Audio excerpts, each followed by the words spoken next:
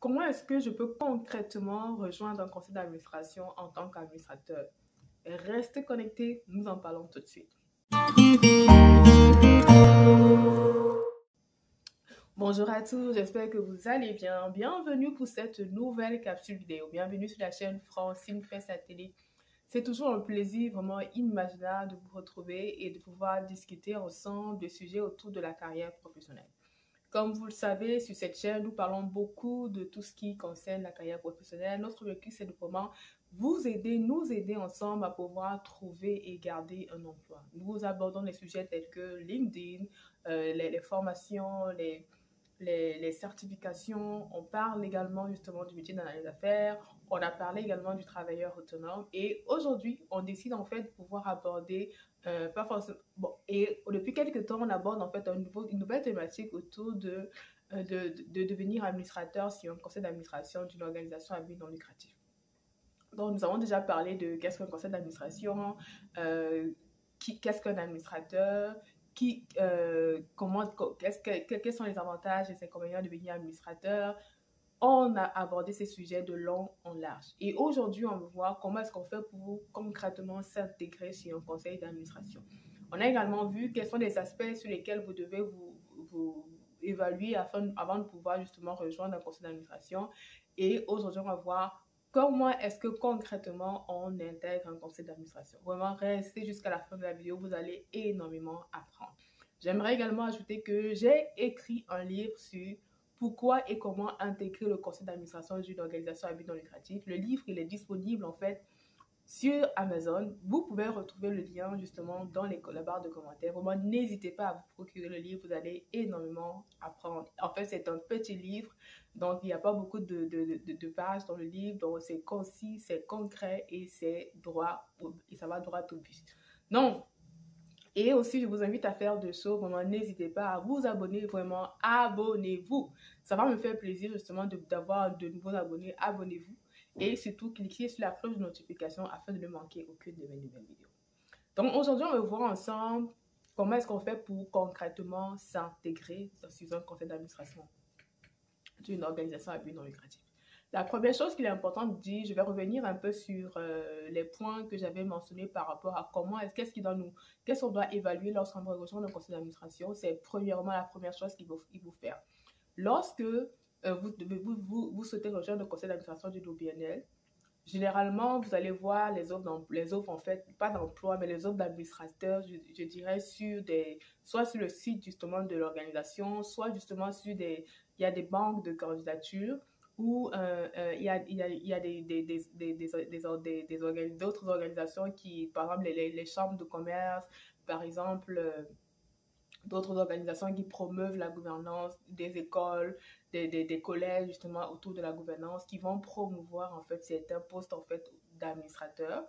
Et donc du coup, c'est là que vous allez voir ces offres et c'est là que vous allez pouvoir appliquer. Donc ça peut se faire par ce biais-là ou également ça peut se faire par le biais du bouche à oreille.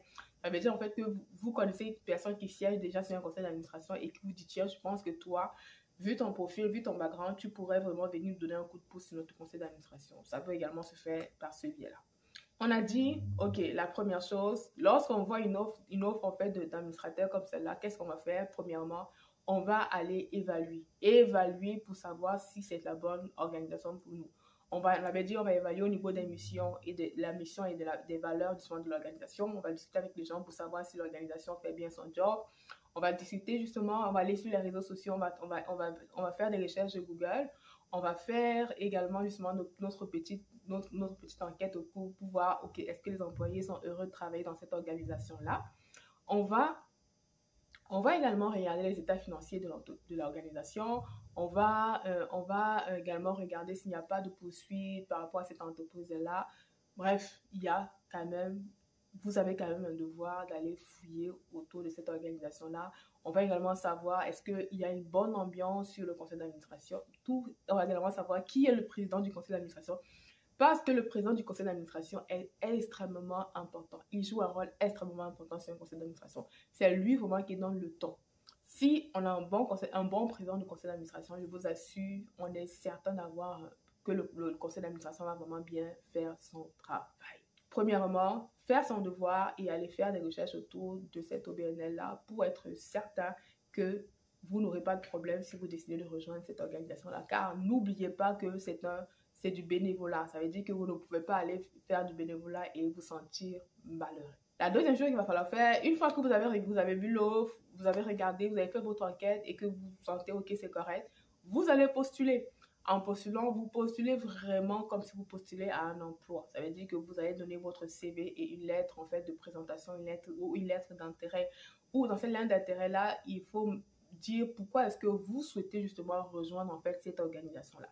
Extrêmement important de bien justement de bien justement vous positionner. Là, il va falloir vous vendre en fait, parce que vous ne serez pas la seule personne justement qui va vouloir intégrer ce conseil d'administration là, d'autant plus lorsque c'est une grosse organisation. Il y a toujours beaucoup de candidatures, croyez-le, il y a toujours beaucoup de candidatures, donc il va falloir vous vendre et c'est important justement de pouvoir se vendre en essayant de répondre en fait aux besoins, aux attentes en fait de l'organisation.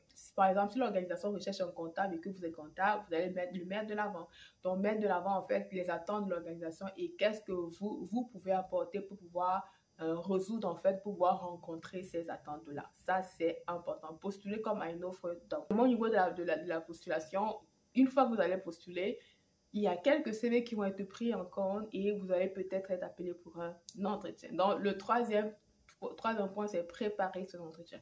On le prépare vraiment comme un entretien d'embauche. Ça veut dire qu'il faut connaître en fait l'organisation, connaître sa mission, ses valeurs, connaître vraiment bien expliciter la raison pour laquelle vous souhaitez être justement sur cette organisation-là.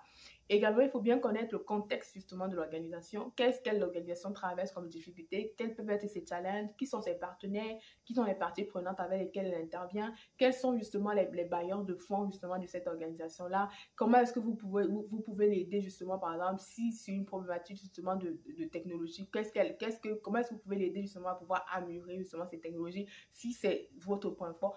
Toutes ces questions-là, il faut vraiment vous préparer justement à pouvoir justement y répondre. Et comme je vous dis, vous êtes plusieurs, il n'y a pas que vous qui souhaitez justement être sur le conseil d'administration de cette organisation-là. Il faut savoir que généralement, pour pouvoir élire justement un nouvel administrateur, souvent, ça dépend. Souvent, quand c'est une organisation, il n'y a pas de membership, il n'y a pas de membres, c'est le conseil d'administration qui va aider à l'élection. Généralement, il y aura comme un comité au sein du conseil d'administration, quelques membres du conseil d'administration qui vont rencontrer les candidats et qui vont prendre leur décision et qui vont proposer justement la décision justement au conseil d'administration qui va la faire valider. Donc, c'est un peu ça. Donc, il va falloir quand vraiment séduire, en fait, les membres de ces candidats-là, ces membres du conseil d'administration que vous allez rencontrer. Le quatrième point, on suppose que vous êtes pris, c'est bon, vous êtes pris, vous êtes le nouvel administrateur de cette société, de cette organisation-là. Qu'est-ce que vous faites? Premièrement, le quatrième point, c'est vraiment, il faut pouvoir demander de l'information. Mais d'une manière générale, ça va être fait. On va vous préparer en fait comme une plaquette de documents. Vous aurez plein de documents à l'intérieur sur l'organisation, le rapport annuel, les missions, les valeurs, tous ces éléments-là, l'organisation au niveau des ressources humaines, la structure organisationnelle. On va vous donner tous ces éléments-là. Mais si, advenant que vous ne le receviez pas, il va falloir demander parce que c'est très important de pouvoir justement connaître l'organisation en profondeur, connaître l'organisation pour laquelle vous allez justement apporter votre contribution. Il faudra la connaître en profondeur pour bien faire votre travail. Cinquièmement, il faut pouvoir demander un mentor. De manière générale, on va vous attribuer un mentor. Le mentor, c'est la personne qui va vraiment vous aider à pouvoir faire vos premiers pas au niveau du conseil d'administration de l'organisation. Cela n'a rien à voir avec le fait que vous êtes junior, non. Ça veut dire que toute personne qui arrive dans le conseil d'administration a besoin comme d'être épaulée, d'avoir quelqu'un justement qui est là depuis un peu plus longtemps que lui et qui peut lui montrer justement qu'est-ce qu'il faut faire, vraiment, et à qui il peut aller, qui il peut se tourner lorsqu'il a des questions. Par exemple, parce qu'il y a des questions comme généralement les conseils d'administration ne durent pas comme 4 heures là. C'est un temps assez réduit. Et donc du coup, pour vous éviter de poser des questions, et généralement, pour vous éviter de poser des questions comme des questions, on dirait, simples pendant le conseil d'administration, on vous attribue justement un mentor pour qu'il puisse justement répondre en fait à toutes les questions, justement cette petite question-là que vous pourrez avoir par rapport à l'organisation. Donc, il faut avoir un mentor. Si on ne vous en attribue pas un, il faut vraiment demander justement à ce qu'un mentor puisse vous être attribué afin de pouvoir vous aider à pouvoir faire votre premier pas dans l'organisation. Le 6e point, je dirais participer le plus possible en fait aux activités. Activités pendant le conseil et activités hors conseil d'administration. Hors conseil d'administration, les activités auxquelles vous allez participer vous permettre justement de pouvoir rencontrer les autres administrateurs, discuter avec justement les employés, bien connaître l'organisation en profondeur et en interne. Vous voyez ce que je veux dire? Et les activités pendant le conseil sont extrêmement importantes. Vous êtes engagé justement à pouvoir donner de votre temps. Donc, soyez là, soyez disponible, soyez présent. Et ici aussi, il faut savoir que après chaque conseil d'administration, il y a un procès verbal qui est fait. Et dans ce procès verbal-là, on va mettre le nom des personnes qui étaient présentes et des personnes qui sont absentes. Si vous êtes trop absente à un conseil d'administration, c'est un point vraiment négatif. Et ça peut même vous valoir en fait justement une fin de mandat. Donc, vraiment, il faut être présent au conseil d'administration, il faut respecter vos engagements. Et je dirais que le fait d'accepter justement de siéger sur un petit conseil d'administration peut vous ouvrir les portes vers un plus grand conseil d'administration. Donc, vraiment, faites vraiment votre job, la job pour laquelle vous êtes là. Vous allez justement pouvoir ainsi gagner en crédibilité et en réputation. Voilà, je termine avec cette vidéo-ci. Vraiment, si vous avez aimé, n'hésitez pas à liker, commenter, partager. Et si vous souhaitez aller plus loin, j'ai écrit un livre qui va vraiment beaucoup vous aider. Le livre s'intitule Pourquoi et comment intégrer le conseil d'administration d'une organisation à but non lucratif. Le lien se trouve dans la barre des commentaires. Vraiment, n'hésitez pas justement à vous le procurer. Il va vous faire un grand bien. Merci encore d'avoir écouté la vidéo. N'hésitez pas à liker, commenter, partager et dites-moi en commentaire ce que vous avez pensé. Voilà, merci encore et à la prochaine.